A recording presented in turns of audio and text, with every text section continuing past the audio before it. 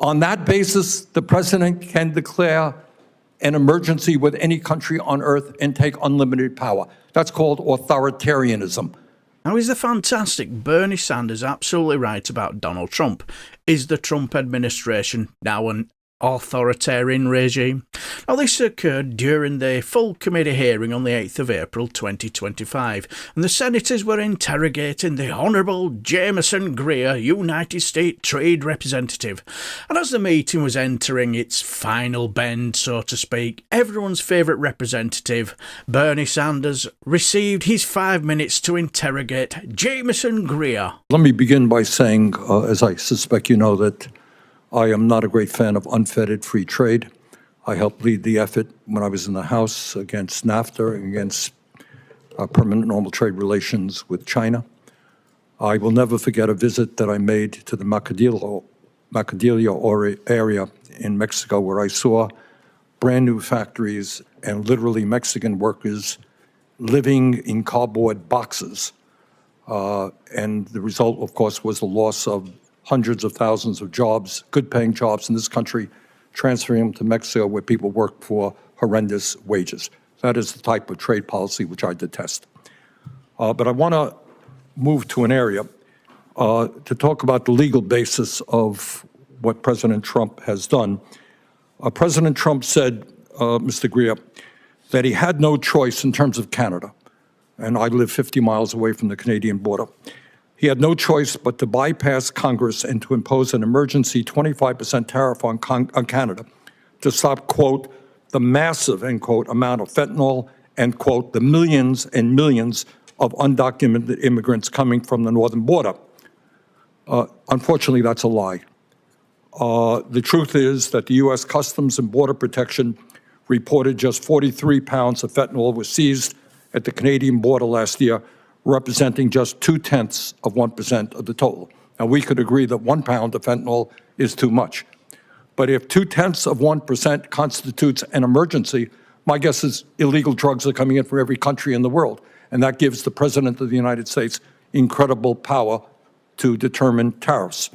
Further, he said he talked about millions and millions of undocumented immigrants coming from Canada. In fact, last year there were 24,000 people, not millions and millions. First question, really, we can argue about tariffs, but why does the president have to lie all of the time in order to make his point? So, Senator, I would just refute that when the president is talking about the nature of the emergency we have. I mean, could you talk a little bit closer into the mic, please? Certainly.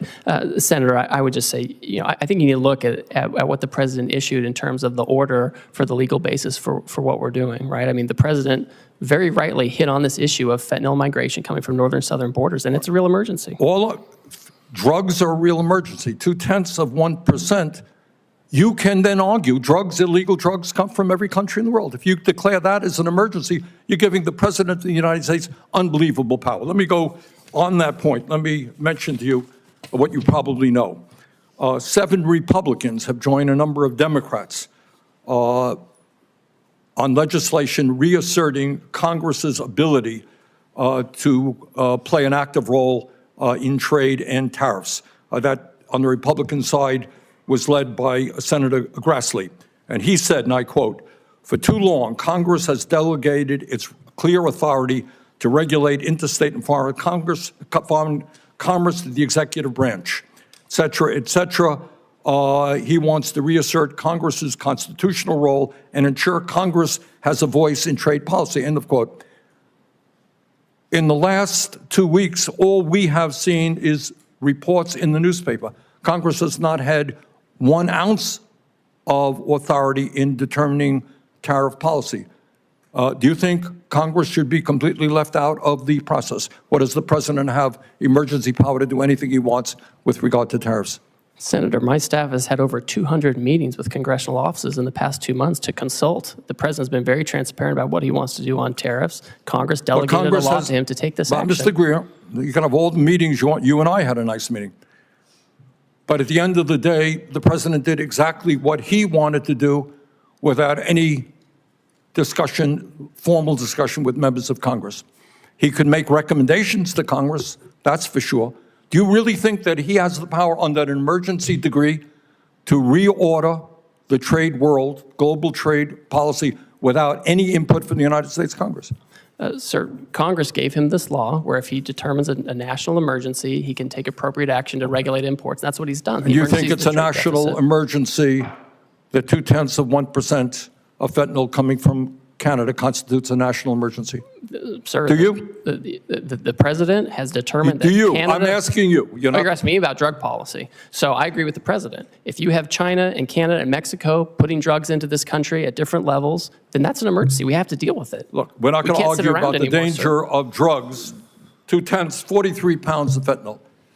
On that basis, the president can declare an emergency with any country on earth and take unlimited power. That's called authoritarianism. Okay? That's not what a democracy does. Do you have any concerns about all of that power going into the hands of the president? Sir, Congress delegated this power to the president. He has to renew the emergency every year. He has to give reports to Congress. The Congress told him what he has to do to use this authority, and he's doing those things. I don't really go across the pond, so to speak, and venture into the Senate, simply because I wasn't too sure whether I could watch it or even navigate their website. And that's the reason why I tend to focus on UK Select Committee meetings and the UK Parliament, as the website is much easier to navigate for me. But I do have to say, it certainly was a different experience, and I did enjoy the meeting. But I do agree with Bernie regarding unfettered free trade, particularly if it does result in individuals having to live in cardboard boxes and being exploited. And when he discussed Canada and fentanyl and that utter nonsense regarding the quantity entering the country, it is just that, isn't it? Just utter nonsense. I also found Mr. Greer's replies quite intriguing. He appears to believe that there's no issue with Donald Trump possessing absolute power to do as he wishes, whenever he wishes. Also, to refer to this as a matter of emergency and to say it with a straight face is absolutely hilarious as well, isn't it? He knows that both he and Trump are talking utter rubbish about this. Now, the more you observe this, it increasingly appears that this administration intends to implement martial law, and it is evident that Bernie Sanders has a valid point in suggesting that this is progressively leaning towards authoritarianism, isn't it? But what do you guys think? Is Bernie Sanders right?